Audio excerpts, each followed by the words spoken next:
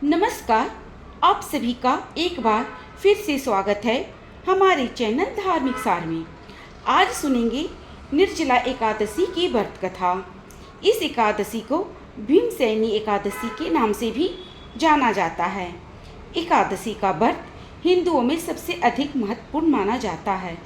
वर्ष में 24 एकादशियाँ आती हैं, किंतु इन सब एकादशियों में ज्येष्ठ शुक्ल एकादशी सबसे बढ़कर फल देने वाली समझी जाती है, क्योंकि इस एक एकादशी का व्रत रखने से पूरे साल की सभी एकादशियों का फल आपको प्राप्त होता है। इस साल निर्जला एकादशी का व्रत 18 जून 2024 को रखा जाएगा। इसे पांडव या भीमसेन एकादशी के नाम से भी जाना जाता है। आइए सुनते हैं निर्जला एकादशी की व्रत कथा। एक बार पांडवों में सबसे शक्तिशाली भीमसेन ने व्यास जी से कहा, हे परम बुद्धिमान पितामह, मेरी बात सुनिए। राजा युधिष्ठिर, माता कुंती, द्रौपदी, अर्जुन, नकुल और सहदेव ये सभी एकादशी को कभी भोजन नहीं करते और मुझसे भी हमेशा यही कहते हैं कि भीमसेन एकादशी को तुम भी कुछ नहीं खाया करो।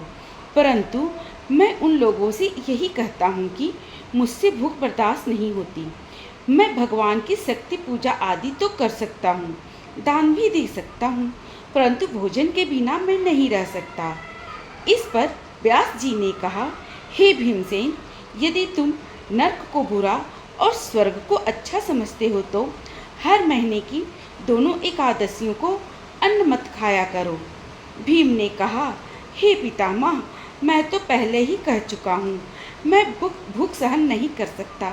यदि वर्ष भर में कोई एक व्रत हो तो मैं उसे रख सकता हूँ, क्योंकि मेरे पेट में वक्र नाम वाली अग्नि है, उससे मैं भोजन करके ही शांत कर सकता हूँ।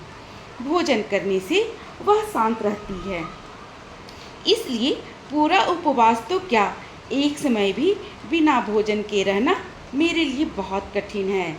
इसलिए आप मुझसे कोई ऐसा व्रत बताइए जो वर्ष में केवल एक बार ही करना पड़े और मुझे स्वर्ग की प्राप्ति हो जाए। यह सुनकर श्री व्यास जी ने कहा, हे पुत्र, बड़े बड़े ऋषियों ने बहुत से शास्त्र आदि बनाए हैं, जिनसे बिना धन के थोड़े परिश्रम से ही स्वर्ग की प्राप्ति हो सकती है। इसी प्रकार शास्त्रों में बताया गया है कि दोनों पक्षों की एकादशियों का व्रत करने से मुक्ति मिल जाती है। श्री व्यास जी के वचन सुनकर भीमसेन नरक में जाने के नाम से भयभीत हो गए और कहने लगे, अब क्या करूं? में 2 व्रत तो मैं नहीं कर सकता, लेकिन पूरे वर्ष में एक व्रत करने का प्रयत्न मैं अवश्य कर सकता हूं। इसलिए पूरे वर्ष में कोई एक दिन व्रत करने से मेरी मुक्ति हो जाए, ऐसा कोई व्रत बताइए। यह सुनकर श्री व्यास जी कहने लगे कि वृषभ और मिथुन की संक्रांति के बीच ज्येष्ठ मास की शुक्ल पक्ष की जो एकादशी आती है उसका नाम निर्जला एकादशी है। तुम उस एकादशी का व्रत करो। इस एकादशी के व्रत में स्नान और आचमन के सिवा जल वर्जित है। आचमन में 6 मासे से अधिक जल नहीं होना चाहिए, अन्यथा वे मदपान जैसा हो जाता है। इस दिन भोजन भी नहीं करना चाहिए, क्योंकि भोजन करने से व्रत नष्ट हो जाता है। यदि निर्जला एकादशी के सूर्योदय से लेकर द्वादशी तिथि के सूर्योदय तक अगर कोई जल ग्रहण ना करे तो उसे सारे एकादशियों के व्रत का फल प्राप्त हो जाता है। द्वादशी को सूर्योदय से पहले उठकर स्नान आदि करके ब्राह्मणों को दान देना चाहिए। इसके बाद भूखे और सच्चे ब्राह्मण को भोजन कराकर आप भी भोजन कर लेना चाहिए। इसका फल पूरे वर्ष की संपूर्ण एकादशियों के बराबर होता है। व्यास जी कहने लगे, हे भीमसेन, मुझको स्वयं यह बात भगवान ने बताई है। इस एकादशी का पुण्य समस्त तीर्थों और दानों से अधिक है। केवल एक दिन मनुष्य निर्जल रहने से उसे समस्त पापों से मुक्ति मिल जाती है।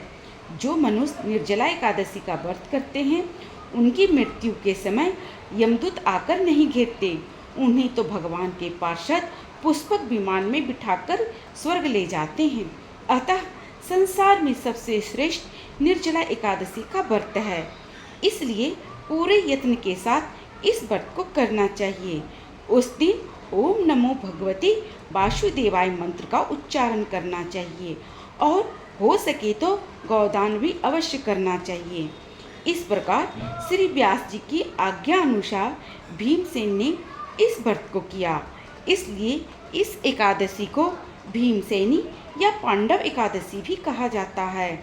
निर्जला व्रत करने से पूर्व भगवान से प्रार्थना करें, हे भगवान, आज मैं निर्जला व्रत करता हूँ, दूसरे दिन भोजन करूँगा। मैं इस व्रत को श्रद्धापूर्वक करूँगा, अतः आपकी कृपा से मेरे सभी पाप नष्ट हो जाएं। इस दिन जल से भरा हुआ एक घड़ा वस्त्र से ढककर दान करना चाहिए। जो लोग इस दिन यज्ञ आदि करते हैं उनका फल तो वर्णन ही नहीं किया जा सकता। इस एकादशी के व्रत से मनुष्य विष्णु लोक को प्राप्त होता है। जो मनुष्य इस दिन अन्न खाते हैं वो चांडाल के समान हैं, वे अंत में नरक में जाते हैं। जिसने निर्जला एकादशी का व्रत किया है, चाहे वह ब्रह्म हत्यारा हो, मदिरा पान करता हो, चोरी करता हो या गुरु के साथ द्वेष करता हो, इस व्रत के प्रभाव से वो स्वर्ग जाता है। श्री व्यास जी ने कहा, जो पुरुष या स्त्री इस व्रत को श्रद्धापूर्वक करते हैं उन्हें सबसे पहले भगवान का पूजन करना चाहिए, फिर गौदान चाय करना चाहिए और उसके बाद ब्राह्मणों को मिष्ठान में दक्षिणा देनी चाहिए। इसके बाद जल से भरे कलश का दान अवश्य करना चाहिए। निर्जला एकादशी के दिन का अन्न, वस्त्र और जूते आदि का दान भी करना चाहिए।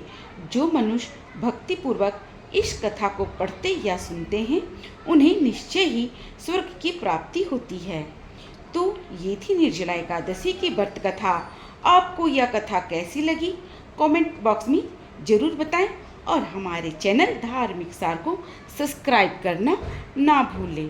धन्यवाद। राधे राधे।